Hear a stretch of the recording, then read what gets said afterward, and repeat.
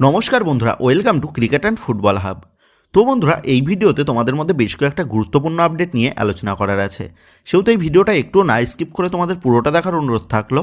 আর তোমরা যারা আমাদের এই চ্যানেলে প্রথমবার এসেছো তারা কিন্তু অবশ্যই আমাদের এই ভিডিওতে একটা লাইক দিয়ে আমাদের এই চ্যানেলটাকে সাবস্ক্রাইব করে রেখো, কারণ তুমি কিন্তু এখানে তোমাদের প্রিয় দলের সমস্ত রকম খেলার খবর সবার আগে পেয়ে যাবে। তো চলো আর দেরি না করে আজকের ভিডিওর মেন টপিকগুলো নিয়ে আলোচনা শুরু করা যাক। সো ফার্স্ট অফ অল যদি আইএসএল এর বিষয় নিয়ে কথা বলা যায়, তো তোমরা জানো দীর্ঘদিন ধরে আইএসএল অনুষ্ঠিত করার বিষয়ে রীতিমতন একটা ছেলে খেলা করে আসছে এআইএফএফ। আগামীতে ভারতীয় ফুটবলের সর্বোচ্চ লিগ চালু হওয়ার বিষয়ে আসল জায়গায় কোনো প্রোগ্রেস হোক বা না হোক, সমর্থক মহলের আইওয়াশ করার জন্য একের পর এক মিটিং কিন্তু ডেকে চলেছে ফেডারেশন। তবে এখনও পর্যন্ত হয়ে যাওয়া কোনো মিটিং থেকে ভারতীয় ফুটবল আবারও চালু করার বিষয়ে কোনো পজিটিভ আপডেট কিন্তু এখনও প্রকাশ্যে আসেনি। তো এতদিন পর্যন্ত যেমনটা জানা গেছিল, ক্লাবগুলি দ্বারা প্রস্তাবিত যৌথ লীগ আয়োজনের বিষয়ে আগামী 20 তারিখ ফেডারেশনের যে বার্ষিক সভা রয়েছে সেই সভায় আলোচনা করা হবে। তবে এই রকম আশ্বাস ফেডারেশনের সভাপতির তরফ থেকে দেওয়া হলেও ফেডারেশনের কার্যবাহী কমিটির একাধিক মেম্বার্সরা সভাপতির দেওয়া এই রকম আশ্বাসের বিরুদ্ধে বিক্ষোভ তোলে। তারা জানায় ফেডারেশনের কার্যবাহী কমিটির সাথে কোনো রকম পরামর্শ না করে ফেডারেশন সভাপতি নিজেই ইচ্ছায় এই রকম পদক্ষেপ নিতে পারবেন না, যার ফলে সাময়িক সময়ের জন্য সমর্থক মহল আবারও আশার আলো খুঁজে পেলেও তার কিছু মুহূর্তের পরেই সেই আশার আলোটা নিভে যায়। তো এই পর্যন্ত যেমনটা আপডেট ছিল, আগামী 20 তারিখের বার্ষিক সভাতে যৌথ লীগ আয়োজন করার বিষয়ে আলোচনা করা হবে।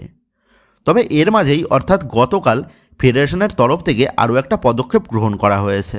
যেমনটা জানা গেছে, কেন্দ্রীয় যুব ও ক্রীড়া মন্ত্রক এবং এফএসডিএল তারা যৌথভাবে আজ দুপুর 1:30 থেকে আইএসএলের ক্লাবগুলিকে নিয়ে লিগ সংক্রান্ত আলোচনার জন্য ভার্চুয়ালি একটা মিটিং ডেকেছেন এবং মনে করা হচ্ছে কেন্দ্রীয় মন্ত্রণালয়ের সাথে আজকের এই বৈঠক থেকে বেরিয়ে আসা নির্যাস নিয়ে আগামী পরশুদিন অর্থাৎ 20 ডিসেম্বর বার্ষিক সভায় আলোচনা বা চূড়ান্ত সিদ্ধান্ত গ্রহণ করা হতে পারে। সেহেতু আজ দুপুর থেকে যে মিটিংটা রয়েছে সেই মিটিং থেকে একটা আশার আলো বেরিয়ে আসলেও আসতে পারে। তবে আবার বারংবার মিটিং শেষে সেই হতাশাই কিন্তু সঙ্গী হয়েছে সমর্থক মহলের জন্য, যার ফলে আজ আরও একবার সেই হতাশাই প্রাপ্য হয় নাকি নতুন কোনো দিশা প্রশস্ত হয়, সেই দিকেই কিন্তু এখন নজর থাকবে আপামর ভারতীয় ফুটবল সমর্থকদের।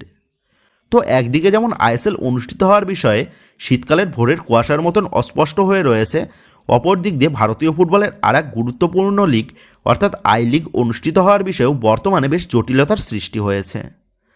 কারণ তোমরা জানো আই লিগের জন্য নতুন করে টেন্ডার ডাকা হয়েছিল ফেডারেশনের তরফ থেকে।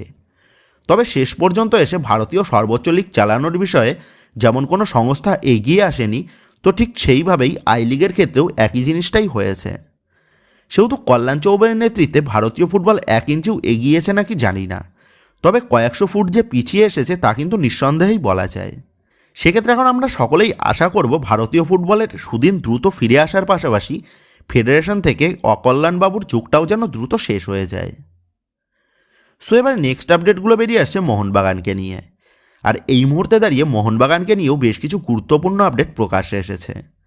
তবে সেই সমস্ত আপডেটগুলো নিয়ে আলোচনা করার আগে তোমাদের কাছে একটাই অনুরোধ থাকলো, তোমরা যারা যারা আমাদের এই ভিডিওটা দেখছো কিন্তু এখনও পর্যন্ত আমাদের ভিডিওতে একটা লাইক করনি বা লাইক করতে ভুলে গেছো, তারা আর কিসের দেরি করছো, তারা অবশ্যই আমাদের এই ভিডিওতে একটা লাইক করে দিও।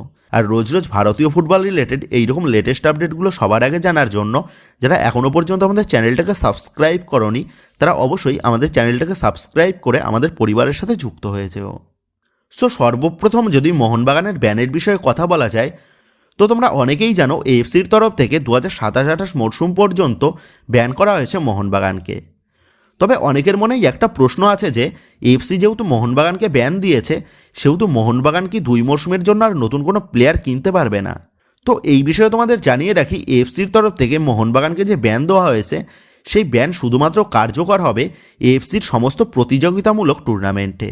মানে তোমরা জানো মোহনবাগান দল তারা পরপর 2 মরশুম আইএসএলের লিগ শিল্ড জয় করার ফলে 2 মরশুম ACL 2-এ খেলার সুযোগ পেয়েছিল। তবে প্রথম মরশুমে ইরানের যুদ্ধ পরিস্থিতির কারণে সেই মরশুমে ইরানের উদ্দেশ্যে দল পাঠায়নি মোহনবাগান ম্যানেজমেন্ট, যার ফলে ওই সিজনে পর্যাপ্ত কারণ থাকার জন্য এএফসির তরফ থেকে মোহনবাগানকে শুধুমাত্র ওই সিজনের টুর্নামেন্ট থেকে এলিমিনেট করে দেওয়া হয়েছিল। তবে এই সিজনে দলের কিছু সংখ্যক বিদেশি প্লেয়ারের ইরানে ট্রাভেল করার বিষয়ে রেস্ট্রিকশন থাকার কারণে গোটা দলকেই ইরানে পাঠায়নি মোহনবাগান ম্যানেজমেন্ট, যার ফলস্বরূপ এই সিজনেও এএফসির প্রতিযোগিতা থেকে মোহনবাগানকে এলিমিনেট করে দেওয়া হয়েছে এএফসির পক্ষ থেকে। তবে এই সিজনে ইরানে ট্র্যাভেল না করার বিষয়ে কোনো পর্যাপ্ত কারণ না থাকার জন্য যে মোহনবাগানের ওপর শাস্তির খাড়াটা উঠে আসবে সেটা কিন্তু অনেক আগে স্পষ্ট হয়ে গেছিল। আর এবার কিন্তু সেই ধারণার বাস্তবায়িত হয়ে গেল গতকাল স্পোর্টস জার্নালিস্ট মার্কাস মার্গুলাও তিনি জানিয়ে দিয়েছেন এফসির তরফ থেকে মোহনবাগানকে 2 সিজনের জন্য ব্যান করা হয়েছে এবং ব্যানের পাশাপাশি $50,000 ফাইনের পাশাপাশি ক্ষতিপূরণ বাবদ আরও $50,000 জরিমানাও করা হয়েছে মোহনবাগানকে। আর এই আর্থিক মূল্যটা আগামী 30 দিনের মধ্যে পে করে দেওয়ার নির্দেশ দেওয়া হয়েছে এএফসির পক্ষ থেকে। তো এখানে আরও একটা ছোট্ট টেকনিক্যাল আপডেট তোমাদের জানিয়ে রাখি। এএফসির থেকে মোহনবাগানকে ব্যান করা হয়েছে 2027-28 পর্যন্ত, মানে একটা সিজনের জন্য। আর এই লাইনটার মানেই তোমাদের অনেকের কাছে স্পষ্ট নয়। তো এই বিষয়ে তোমাদের জানিয়ে রাখি, এই সিজনে যদি আইএসএল হয় এবং এই সিজনেও যদি মোহনবাগান দল লিগ শিল্ড চ্যাম্পিয়ন হয়, তাহলে নিয়ম অনুযায়ী মোহনবাগান দল তারা নেক্সট সিজনের জন্য ACL 2-এ জায়গা পেত। তবে মোহনবাগানকে যেহেতু ব্যান দেওয়া হয়েছে, সেহেতু এই সিজনে মোহনবাগান দল চ্যাম্পিয়ন হলেও পরবর্তী সিজনে এএফসির কোনো ম্যাচ তারা কিন্তু খেলতে পারবে না। তবে যদি মোহনবাগান দল তারা এই সিজনের পাশাপাশি পরবর্তী সিজনেও লিগ শিল্ড চ্যাম্পিয়ন হয়, তাহলে 2027-28 সিজনে মোহনবাগান দল তারা ACL 2-এ খেলতে পারবে। সহজ ভাষায় বলতে গেলে মোহনবাগান যদি এই সিজন এবং পরবর্তী সিজনে শিল্ড চ্যাম্পিয়ন হয়, তাহলে 2027-28 সিজনে মোহনবাগান দল ACL 2-এ খেলতে পারবে। আর যদি 2 সিজনের পরিবর্তে কোনো এক সিজনের জন্য মোহনবাগান দল শিল্ড চ্যাম্পিয়ন হয়, তাহলে কিন্তু 2027-28 পর্যন্ত ব্যান থাকবে মোহনবাগানের। সেক্ষেত্রে 2028-29 সিজনে গিয়ে আবারও শিল্ড চ্যাম্পিয়ন হয়ে মোহনবাগানকে এএফসির মঞ্চে খেলতে হবে। অর্থাৎ মোহনবাগানকে কিন্তু এখন পরপর 2 সিজন শিল্ড চ্যাম্পিয়ন হতেই হবে। তো যাই হোক, গতকাল এমন আপডেট প্রকাশ্যে আসার পর যেমনটা জানা গেছে, এএফসির এই সিদ্ধান্তের বিরুদ্ধে অ্যাপিল জানাতে বাগান ম্যানেজমেন্ট তারা কিন্তু ক্যাসের দ্বারস্থ হতে চলেছে। তবে আই থিঙ্ক ক্যাসেতে গিয়েও কোনো সমস্যার সমাধান কিন্তু বেরোবে না মোহনবাগানের, কারণ এখানে কিন্তু স্পষ্টভাবেই মোহনবাগান ম্যানেজমেন্ট তারা গিল্টি। সেহেতু সমর্থক মহলের রোষের মুখের পড়ার হাত থেকে নিস্তার পাওয়ার জন্য বাগান ম্যানেজমেন্ট ক্যাসে যাওয়ার সিদ্ধান্ত নিলেও তাতে যে খুব একটা ফলাফল পাওয়া যাবে তা ভাবাটা কিন্তু বেশ ভুল হবে। সেক্ষেত্রে এখন মোহনবাগানকে পরপর 2 সিজন শিল্ড চ্যাম্পিয়ন হয়ে শাস্তির সময়টা একটু কমিয়ে নিয়ে আসা ছাড়া দ্বিতীয় আর কোনো রাস্তা কিন্তু আপাতত খোলা নেই বাগান ম্যানেজমেন্টের হাতে। আর এই কারণেই এখন থেকে কিন্তু বাগান শিবিরের দায়িত্বভারটাও বেশ খানিকটা বেড়ে গেল তা বলাই যায়। কোচ সার্জিও লোবেরার নেতৃত্বে মোহনবাগান দল বিগত বেশ কিছুদিন আগে থেকেই অনুশীলন শুরু করে দিয়েছে, সেটা তোমরা জানো। মোহনবাগান দলে একাধিক হাই প্রোফাইল বিদেশি স্ট্রাইকার থাকা সত্ত্বেও এতদিন পর্যন্ত কোচ হোসে মলিনার নেতৃত্বে মোহনবাগানকে গোলের জন্য বেশ সমস্যার মুখে পড়তে হয়েছিল। তবে দলের হাল ধরেই সেই সমস্যার সমাধান সূত্র খুঁজে বার করার চেষ্টা কিন্তু এবার চালিয়েছে বাগানের নবনিযুক্ত কোচ সার্জিও লোবেরা। আর সেই নিরিখেই কোচ সার্জিও লোবেরা তিনি মোহনবাগান দলের আপফ্রন্টে এবার কিন্তু আমূল পরিবর্তন আনার একটা পরিকল্পনা করেছেন। কারণ যেমনটা জানা গেছে, দলের অনুশীলনে মোহনবাগানের নতুন কোচ সার্জিও লোবেরা তিনি কিন্তু দলের আপফ্রন্টে একটা নতুন ভেরিয়েশন নিয়ে আসার চেষ্টায় রয়েছেন।